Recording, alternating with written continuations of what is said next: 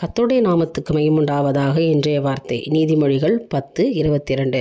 கர்த்தரின் ஆசீர்வாதமே ஐசுவரியத்தை தரும், அதனோடே அவர் வேதனையை கூட்டார். எனக்கு அருமையானவர்களை, வேதனையான காரியங்களை ஒன்றுமே ஆண்டவர் உங்களுக்கு அனுமதிக்க மாட்டார். காரணம், கர்த்தருடைய ஆசீர்வாதம் உங்களுக்கு உண்டாயிருக்கிறது. ஆமேன், அல்லேலூயா. தேவன் உங்களை ஆசீர்வாதத்திற்கும் மனுஷர்களை யார் தடை செய்ய முடியும் இல்லையா?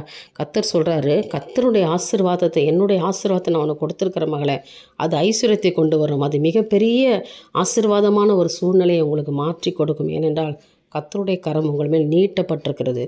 அபரிமிதமான ஆசீர்வாதங்களை கொடுக்கும்படி கர்த்தர் வானத்தின் பல கனிகளை திறந்திருக்கிறபடினாலே உங்களுக்கு பொக்கிஷங்களையும் புதையல்களையும் கொடுக்கும்படி ஆண்டவர் திட்டமிட்டிருக்கிறார். நம்புங்க. எப்படி ஆகும்னு மட்டும் நீங்கள் யோசிக்காதீங்க, அவிசுவாசப்படாதீங்க. நிச்சயமாக உங்களுக்காக ஒரு கதவு திறக்கப்பட்டாயிற்று.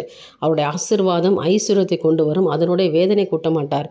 வேதனையான காரியங்களை எடுத்து போடுவார், மனக்கவலையெல்லாம் எடுத்து போடுவார். சந்தோஷத்தையும் சமாதானத்தையும் இன்றைய தினத்தில் ஆண்டவர் உங்களுக்கு கொடுப்பார். இன்றைக்கு ஒரு மிகப்பெரிய ஒரு ஆசீர்வாதத்தை நீங்கள் பார்க்க போகிறீங்க, உங்கள் வாழ்க்கையில் பெற்றுக்கொள்ள போகிறீங்க. நிச்சயமாக கர்த்தர் அதை செய்வாராக. நம்புங்க. என் தேவனுக்கே மகிமை உண்டாகட்டும். ஆமேன்.